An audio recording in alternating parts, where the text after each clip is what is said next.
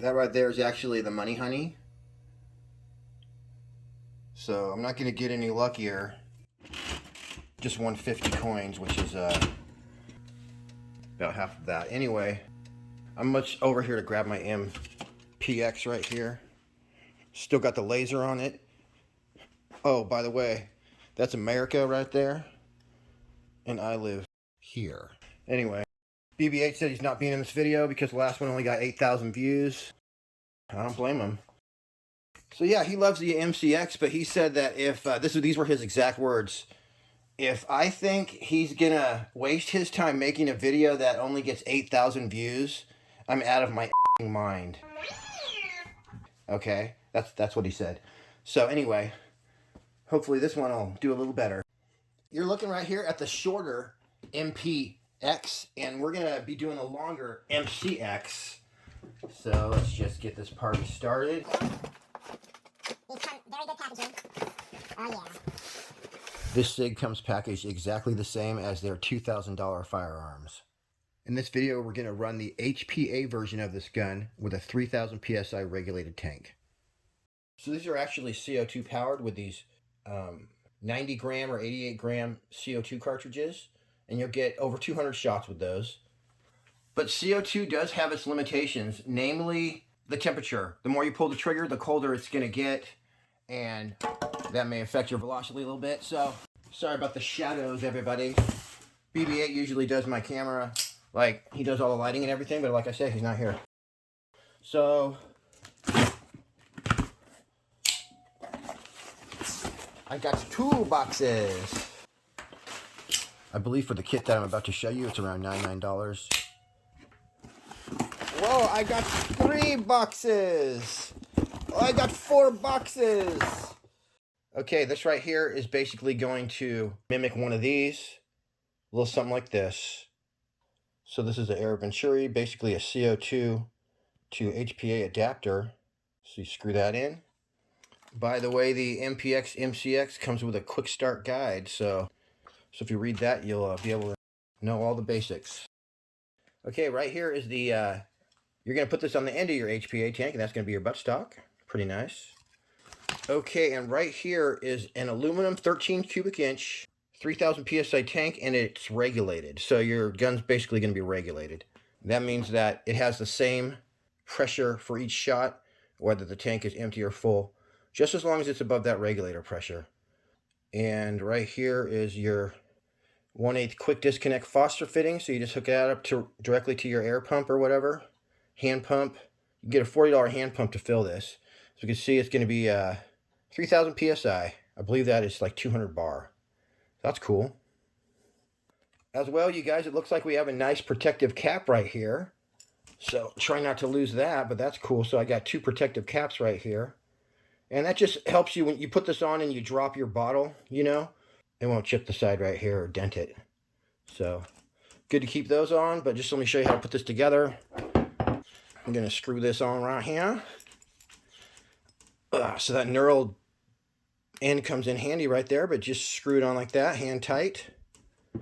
And then, of course, boom, that goes on like that. And then we're going to screw it in, and of course you would adjust your buttstock a little bit. So once again, this is what you're replacing right here. So these are about $10 a piece probably. This would be free to fill up once you got like a $40 hand pump. All right, Sig Sauer. So what's cool is that the HPA fits right in there. All right, so this is a nice rubber butt pad right there, but this right here is what you would use with your 90 gram CO2 cartridge. So we're gonna discard that for now. Here's your magazine, and this is gonna work with the MPX and your old versions. This is the Gen 2 we're reviewing today. And it's gonna go in with this part going forward. Okay, also, wait, one last thing. Don't forget this. This is gonna be your loading tool that you're gonna need to load your magazines. So it actually goes right inside there like that. BB8 and I both busted our ass making that first Gen 2 video, all for nothing. But if you want a really good look at the Gen 2, go ahead and check out the first video on the MPX. There'll be a link in the description or at the end of this video to check out the MPX. Here's a clip from the MPX video just to show you how to load the magazines for the MCX because it is pretty important. Basically, you flip open this door, just pull this out. That's your belt right there. And we are going to put it down with the metal side on the hard surface. So metal side down. With the metal side going down, you got to put your pellet in head first. All right, and then when you push them in, they do kind of snap in there pretty good. But that's only part of it. You need to take your little tool that you got and then use that to like push it in. Oh yeah, it snaps in there nicely. And then now those are snapped in, ready to go. As you can see, they're a little bit down in there. So inside your magazine, you can see there's a little notch right there. And then one side of your belt has a notch on it. And so that's just going to slide real smooth like butter right in there. So you just feed your belt in there. And yeah, look, I just fed it all the way in. And it doesn't matter where you stop. It's just going to automatically be at the right spot when you snap that shut. So starting at the front right here, we have a full metal, what looks like a suppressor. And then flip up front post sight right there. Removable as well. It's a little bit of styrofoam on there, but this right here is your hand guard underneath. And that is a polymer rail right there, but the metal rail starts right there. So this is all metal. There's your flip up iron sight. Your rear sight's adjustable for windage, I believe. And you got two choices for the aperture right there. So I screwed this on by hand, but I pretty much got it as tight as I could. And when I did, everything lined up perfectly. All right, I got that screwed in there. I'm just hand tightening it, but that's about perfect right there. And there it is, the MCX HPA version. Looking good. For more information on this gun, shoot over to pyramydair.com. If you use the link in the description, I'll make a small percentage. So you got Sig embossed right there. You got a little bit of grip. This is all metal receiver. All these buttons are metal. Yeah, this is heavy. So right here, that's going to be your tank pressure. I'm not sure what it's regulated at. Although that goes up to 5,000 PSI, just fill it up to the 3 right there. Yeah, just because it says 5 doesn't mean you fill it to 5. Obviously, that's where we're going to fill it. So yeah, when I screwed it in, it just came just like that perfectly. So that's pretty nice. I'm sure they intended that. And there, of course, is your buttstock.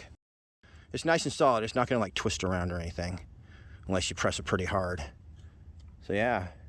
Also, this charging handle is all metal. And it's actually functional, but you don't need it to cock the gun or anything. You can just ignore it. And also, it does not open that door. But still pretty cool. And the settings are, ooh, well, that's stiff. So you got ambidextrous safety too. Fire and safe only. And the other side's going to look like this. You got a metal safety. Gives you a little indicator right there. Some big news for you guys. Pyramyd Air sells these Firebird 65s and the Firebird 50s.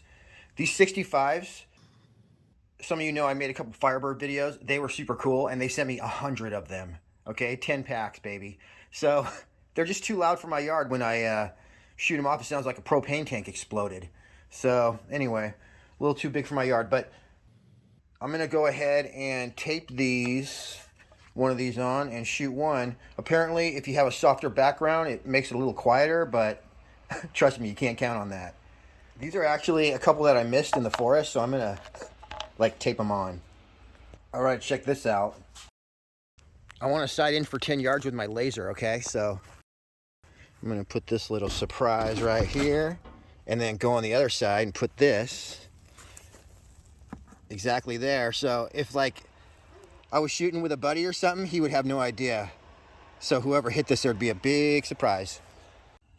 Okay, I got 2 different belts loaded up with my favorite 2 pellets, which are going to be the Crossman's 8.4 grain, and these are 8.44 grain JSBs. I started off with the Crossman Premiers, and I intended to begin with chronograph testing, but it was just too shady where I was set up and the chronograph wouldn't work. So here's an accuracy test with the Crossman Premiers versus the 8.44 grain JSB. Set up at a very special. Going for 10 yards, close enough. This is just a $20 Gammo laser, but it works really good. One thing about this gun is it doesn't have the power or the accuracy for hunting. So don't ever shoot this at any kind of animal. But if you're looking for something to train with or plink with, this gun is a ton of fun. Okay, some hardcore stats while I'm sighting this in.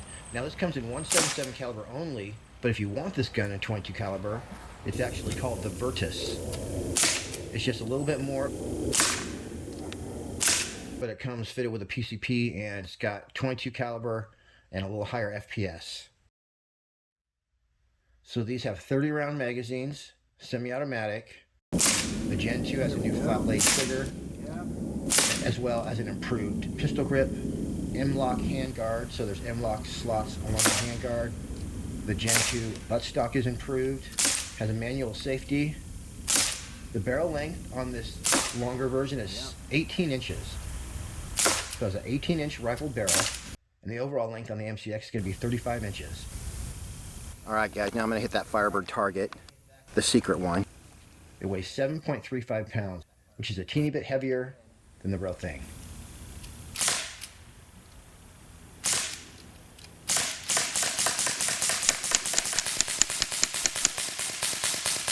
I technically missed the Firebird target, but check out the grouping on this entire clip of 8.44 grain JSB. We lit up that bullseye. That's the whole rest of the magazine in one little teeny thing right there, but we had a failure to detonate. I think I just barely nicked the side of the hockey puck right there, we'll call it. And then when I did hit like in the more middle area, it didn't have the pressure to explode. I've shot at least 50 of these. This is the first time this has ever happened. Pyramyd Air just started selling these like last week, so I'll put a link in the description. Definitely want to check out a pack of these babies. And at the end of this video, and as well in the description, there'll be a link to my second Firebird target video. I was able to capture some crazy stuff. Right here, I was just seeing where my Crossman Premiers were hitting, and now watch out. Those things look like a straight nuclear bomb going off. As well, you'll get hit with a shock wave from the blast. See where my Crossmans are hitting? Really wild stuff. Actually hitting where I'm aiming at.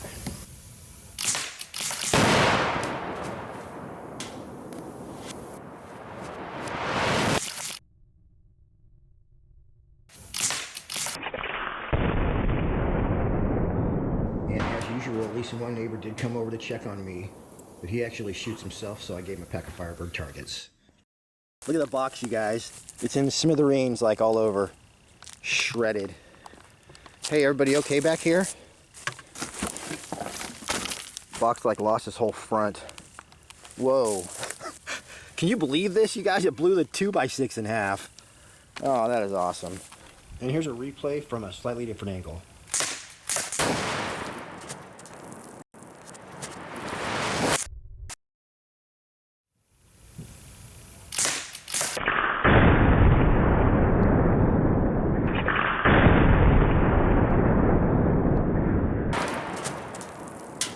This right here is actually the first time I filled it up, and it did take a little while, even with my portable compressor. By the way, after 2 magazines, I was about 2,600 psi. I went ahead and did get some shot strings with the Crossman Premiers and the JSBs. I had to stand in the middle of my driveway, kind of shoot from the hip. Here's 30 shots with the JSB 8.44 grain. We're definitely averaging about 450 feet per second. And I would say the numbers are pretty consistent for the most part. And then at this point, I had actually run out of Crossman Premiers. So here's 10 shots for the Crossman Premiers. Crossman Premiers seem to be pretty consistent too, with some good velocity. Now we're back to the JSB 8.44 grains, and it's time for some canned carnage. At 10 yards, this gun had no problem hitting headshots with my laser. That was awesome.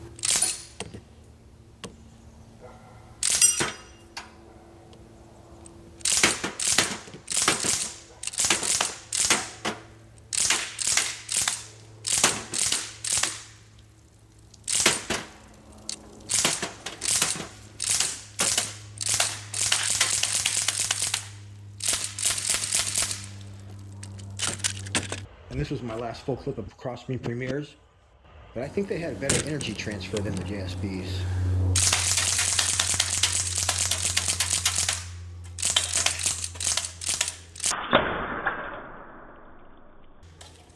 Whoa. Those premieres really knocked those cans for a loop. Check it out, direct hit on that guy. I know it wasn't that one. Direct hit.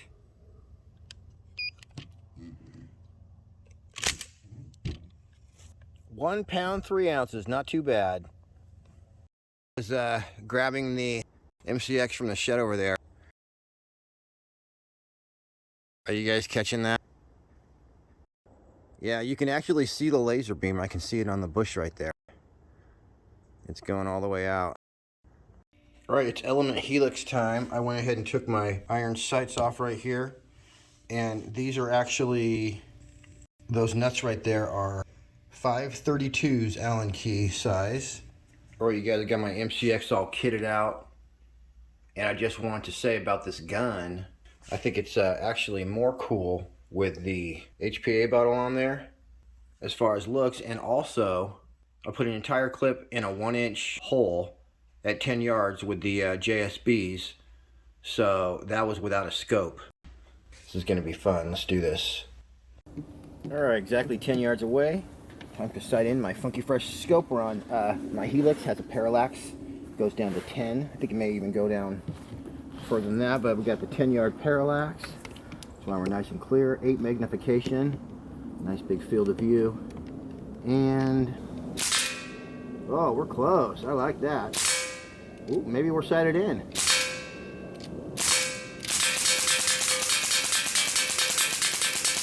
Alright, I need to come over a little bit. And we're sighted in. See you later, bullseye.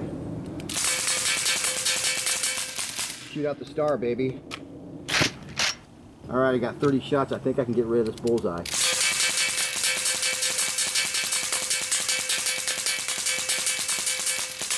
Oh, I did not win the teddy bear, darn it. So with a little better planning, I could have been walking away with a teddy bear, but not this time. My mistake was that I moved the crosshairs around. I should have just left them exactly in the middle and they would have taken that guy out right there. Oh well. Oh, but you guys are screwed right now. Alright, I loaded up 2 more magazines.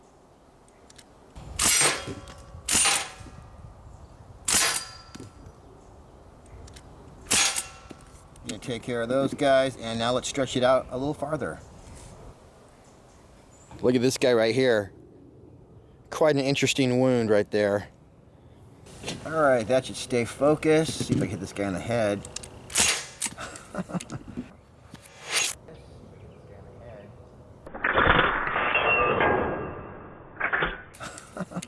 I hit him.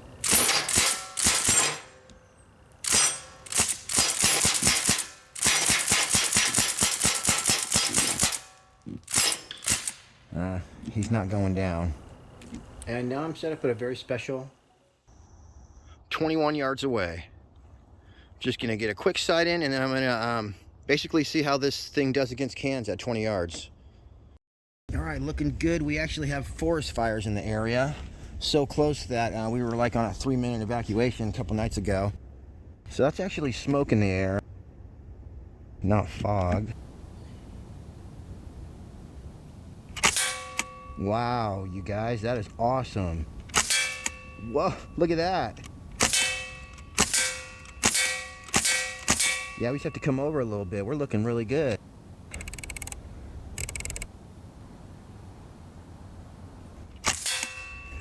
Nice. All right, let's see here.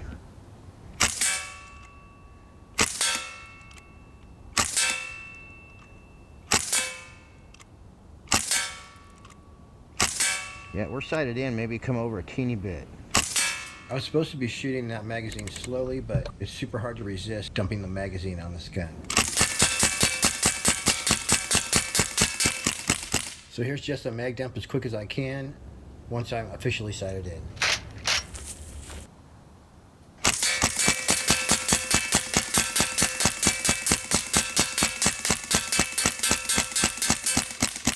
We're sighted in.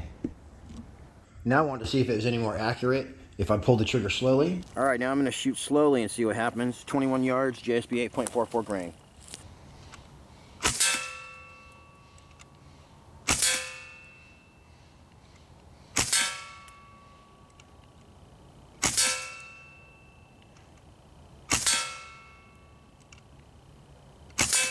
But then I discovered it's actually more accurate if you shoot fast. So that's I think my theory is correct. This gun wants to be shot like this. Double taps, baby. Yep. Wow, that is sick. Okay, so yeah, it's can time. So yeah, you want to pull this trigger either quickly or at least do a double tap. And that'll get the valve doing what it wants to do, and it'll get your bullets coming out of there straight as can be. All right, I got a full tank and a couple magazines. Should be pretty easy.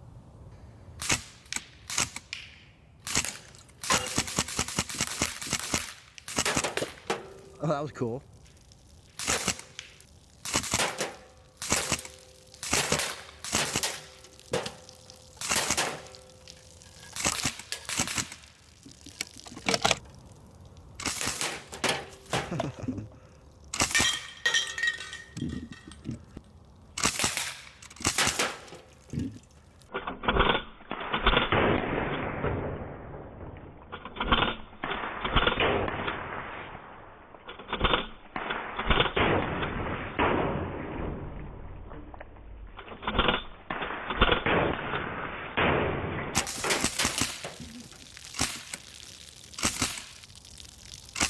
Also, I want you guys to know that my bad attitude about the 8,000 views, I was just joking about that. I value every single one of those 8,000 views, mainly because I know that the people that watched that were my hardcore subscribers. So thank you to all you guys that tune in every week.